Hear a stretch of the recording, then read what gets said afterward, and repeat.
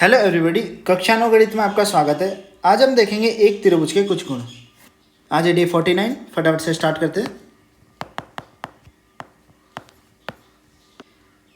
अब मिटाता हूँ इसे मैं। अब ये कह रहा है, पिछले अनुच्छेद में आपने त्रिभुजों की सर्वांग समता की 2 कसौटियों का अध्ययन किया। आइए इन परिणामों का एक ऐसे त्रिभुज के कुछ गुणों का अध्ययन करने में प्रयोग करते हैं जिसकी 2 भुजाएं बराबर होती है। मतलब इसके कहने का मतलब है, अब हम देखेंगे समद्विबाहु त्रिभुज, आइसोसेलेस ट्राइंगल, मतलब जिसकी 2 भुजाएं बराबर हो और तीसरी भुजा दोनों भुजाओं से अलग हो। ठीक है, जैसे यहाँ पर ये आकृति देखो गौर से, तो आप देख सकते हो यहाँ पर। ठीक है, इसको देखो, आप देख रहे हो जो आपका ए बी है और ए सी है दोनों इक्वल है। ठीक है, तो समद्विबाहु त्रिभुज, और जो आपका बी सी है वो 5 सेंटीमीटर है। तो हम कह सकते हैं यहाँ पर ये एक समद्विबाहु त्रिभुज है, आइसोसेलेस ट्राइंगल। ठीक है, अब आगे बढ़ते हैं, सीधा प्रमेय 7.2 देखते हैं। ठीक है, प्रमेय 7.2 कह रही है, एक समद्विबाहु त्रिभुज की बराबर भुजाओं के सम्मुख कोण बराबर होते हैं। ठीक है, मैं आपको सीधा आकृति से समझाने का प्रयास करूंगा। इसका कहने का मतलब है कि बराबर भुजाओं के सम्मुख कोण, मतलब ये जो बराबर भुजा है, ठीक है, इसके सम्मुख कोण मतलब ये वाला, ठीक है, ये वाला। ठीक है, मतलब ये दोनों कोण आपस में इक्वल होते हैं। मतलब कुल मिलाकर एंगल बी बराबर एंगल सी होता है, हमें ये प्रूफ करना है। ठीक है, थोड़ा इसको पतला कर लेता हूँ। तो काफ़ी सरल है, देखो मैं आपको आकृति समझाऊंगा, आप लिखा हुआ अपनी बुक में देख सकते हो। ठीक है, कैसे होगा देखो, एक काम किया हुआ है इन्होंने एंगल ए को समद्विभाजित करते हुए एक रेखा ए डी खींची। ठीक है, एंगल ए को समद्विभाजित किया, मतलब ये वाला पार्ट इस वाले पार्ट के इक्वल होगा और ये वाली साइड इक्वल दे रखी है। ठीक है, तो ये 2 छोटे छोटे त्रिभुज बन गए इसी समद्विबाहु त्रिभुज में, देख सकते हो आप। ठीक है, देखो ए डी कॉमन है दोनों में, ए डी क्या है दोनों में कॉमन। ठीक है, एक ये वाला एंगल इस वाले एंगल के इक्वल है। ठीक है, और ये वाली साइड इस वाली साइड के इक्वल है। तो हम कह सकते हैं 2 साइड दूसरे त्रिभुज की 2 साइड के बराबर है और उनके अंतर्गत मतलब बीच का कोण भी आपस में बराबर है। तो साइड एंगल साइड से दोनों त्रिभुज क्या होंगे, सर्वांग सम। ठीक है, साइड एंगल साइड से दोनों त्रिभुज अगर सर्वांग सम हुए तो by C P C T angle B बराबर एंगल सी होगा।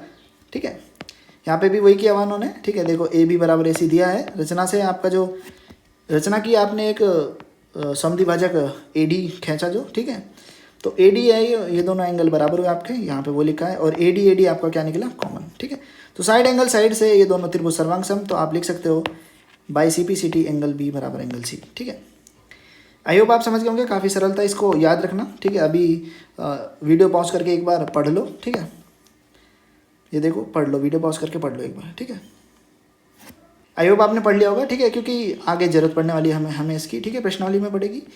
तो अब हम देखेंगे प्रमेय 7.3 जो कि इसका विलोम है।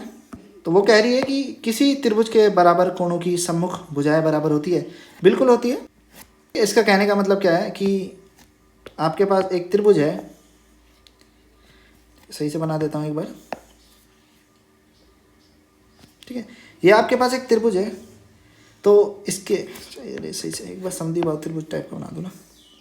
हाँ, ये सही बना। ठीक है, तो ये कहने का मतलब है, अगर आपके ये दोनों एंगल आपस में बराबर है तो क्या इनकी सम्मुख भुजाएं, मतलब ये वाली भुजा और ये वाली भुजा आपस में बराबर होगी, ये कहना चाह रहा है। ठीक है, तो हम प्रूफ करेंगे। देखो मैं आपको यही समझा देता हूँ कैसे होगा। देखिए, वही करना है, हमें एक समद्विभाजक खींचना है। सबसे पहले ये ए बी सी। ठीक है, ठीक है, समद्विभाजक मतलब ये वाला एंगल इस वाले एंगल के बराबर।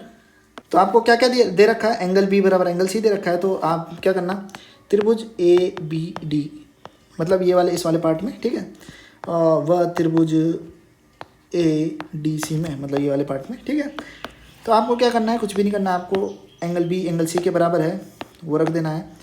ठीक है, एंगल बी बराबर एंगल सी। ठीक है, ये दिया हुआ है। ठीक है, दूसरा देखो ए डी कॉमन है, ए डी बराबर ए डी कॉमन निकला आपका। ठीक है, लिख लेना ब्रैकेट में ओबेनिस्ट। ठीक है, आपने समद्विभाजक खींचा तो ये वाला एंगल बी इस वाले एंगल के बराबर होगा, मतलब एंगल बी ए डी बराबर एंगल डी ए सी। ठीक है, ब्रैकेट में लिख देना क्योंकि ए डी एंगल ए का समद्विभाजक है। ठीक है,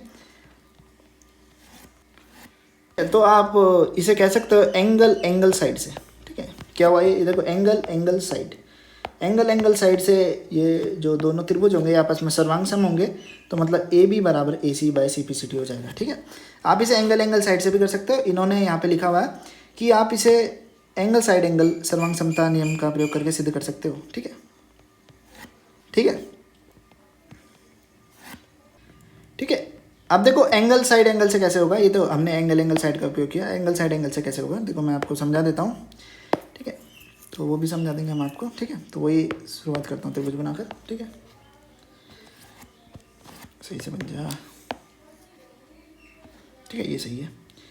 ठीक है, देखो ये समद्विभाजक था। ठीक है, तो समद्विभाजक जहाँ पर गिरता है वहाँ पर लंब बनाता है, ये आपको पता होना चाहिए। ठीक है, समद्विभाजक जहाँ पर गिरता है वहाँ पर लंब बनाता है। तो ये एंगल और ये साइड और ये एंगल, समझ रहे हो?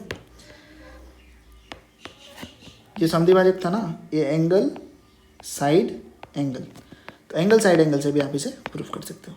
ठीक है, क्योंकि ये वाला एंगल इस वाले एंगल के बराबर, ये साइड ओबेनिस्ट, और ये वाला जो एंगल है दूसरा वाले उस एंगल के बराबर। ठीक है, आई होप आप समझ गए होंगे, एंगल साइड एंगल से भी आप इसे प्रूफ कर सकते हो। ठीक है, हमने एंगल साइड से करा, कोई दिक्कत की बात नहीं हुई। ठीक है, क्योंकि हम तो नियम से चले, हमने नियम नहीं तोड़े।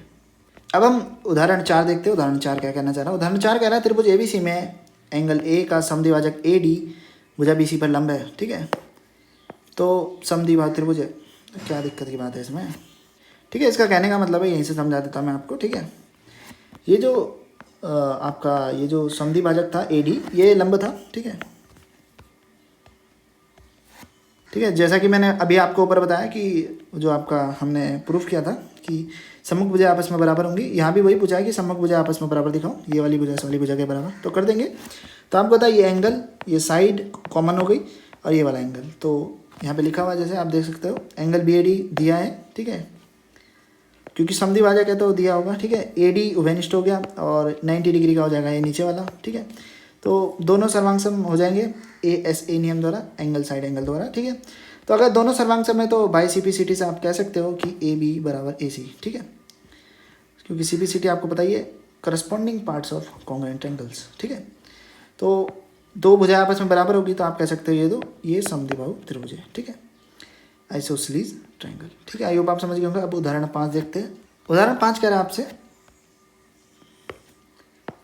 ई और एफ क्रमशः बिंदु त्रिभुज ए बी सी की भुजाओं ए बी और ए सी के मध्य बिंदु है, दर्शाइए बी एफ बराबर सी ई। ठीक है, देखो आपको क्या दर्शाने को कहा है, आकृति को देखते हैं। ठीक है, आकृति से हम प्रश्न को हल करने की कोशिश करेंगे। आपको दर्शाना है क्या था, बी एफ बराबर क्या था, सी ई। ठीक है, तो इसे थोड़ा मोटा कर लेंगे हम लोग। ठीक है, ये रहा आपका बी एफ और ये है आपका सी ई, इन दोनों को आपको बराबर प्रूफ करना है, तो कर देंगे हम। देखो कौन कौन से त्रिभुज लेंगे, एक तो ये वाला त्रिभुज लेंगे हम। ठीक है, यहाँ से नहीं, यहाँ से। ठीक है, एक तो ये वाला त्रिभुज हो जाएगा आपका। ठीक है, और हम एक ये वाला लेंगे। ठीक है, तो देखो इसमें क्या क्या दिया हुआ है। देखो इसमें लिखा है ए बी बराबर ए सी, मतलब ये जो ए बी है ये ए सी के बराबर है। ठीक है जी, तो पहली बात आपको दी हुई है। देखो आपको विजुलाइज करना पड़ेगा। मैंने यहाँ पे 2 ट्रायंगल बना रखे हैं, एक ब्लैक से एक ब्लू से।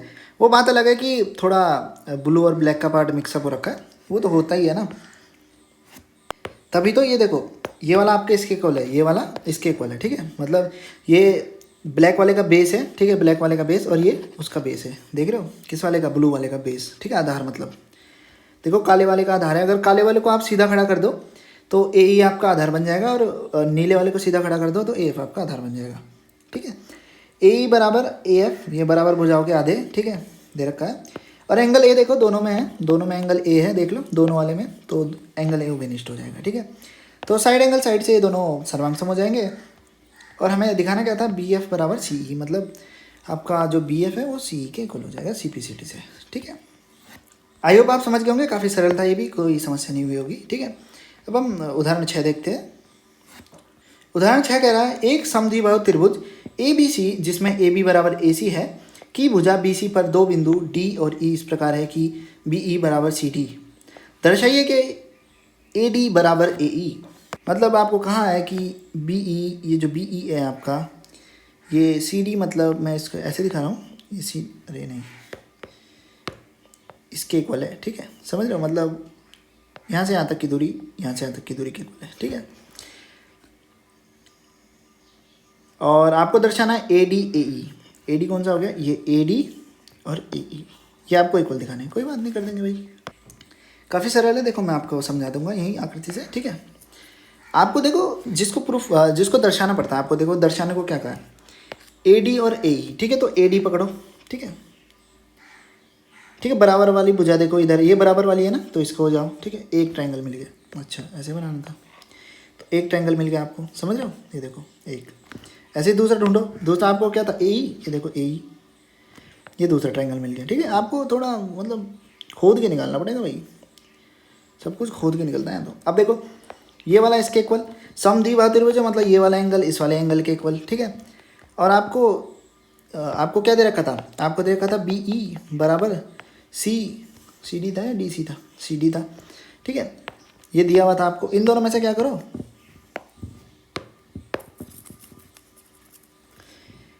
देखो बी ई बराबर सी डी आपको दिया था, ठीक है। इन दोनों में से डी ई माइनस करो, ठीक है। B E minus D E बराबर C D minus D E, ठीक है। तो देखो जब आप बी ई से डी ई माइनस करते हो तो आपको क्या मिलेगा, बी डी, ठीक है, बी डी इक्वल। ऐसे ही आप इसमें से डी ई माइनस करते हो तो आपको क्या मिलेगा, सी ई, ठीक है, क्या मिलेगा, सी ई। तो ये दोनों भी आपस में इक्वल बैठ गए, बैठे नहीं बैठे, तो बस अपना काम हो गया। साइड एंगल साइड, ये वाली साइड एंगल साइड, इस वाली साइड एंगल साइड के इक्वल है, तो मतलब साइड एंगल साइड से ये दोनों त्रिभुज सर्वांगसम, ठीक है। आई होप आप समझ गए होंगे। अगर ये दोनों त्रिभुज सर्वांगसम है तो इनकी संगत भुजाएं आपस में बराबर होगी, मतलब ए डी बराबर ए ई, ठीक है, ए डी बराबर ए ई, ठीक है। आई होप आप समझ गए होंगे, काफ़ी सरल था ये भी, ठीक है। आप इसे पढ़ लेना एक बार, आपको सब समझ आ जाएगा, ठीक है। मैंने आपको थोड़ा समझाने की कोशिश की, ठीक है। तो आज हमने देखा कुछ समद्विबाहु त्रिभुज की प्रॉपर्टीज़, ठीक है। अब हम मिलेंगे अगली वीडियो में, अगली वीडियो में देखेंगे प्रश्नावली 7.2, ठीक है। अगर आपको अपना कोई सुझाव देना है कि मैं कितनी स्पीड में बोलूँ, कैसे पढ़ाना है, ठीक है, तो आप मुझे टेलीग्राम पर दे सकते हो, ठीक है। आई होप आपको वीडियो अच्छी लगी, वीडियो देखने के लिए धन्यवाद। मिलेंगे अगली वीडियो में, और अपना सुझाव देना मत भूलिएगा, सुझाव आपका बहुत कीमती होगा। अपने सुझाव में आप मुझे काफ़ी सारी बातें बता सकते हो, मेरी गलतियाँ बता सकते हो, ठीक है, मुझसे कुछ गलतियाँ हुई हो तो, ठीक है। मिलेंगे अगली वीडियो में प्रश्नावली 7.2 के साथ।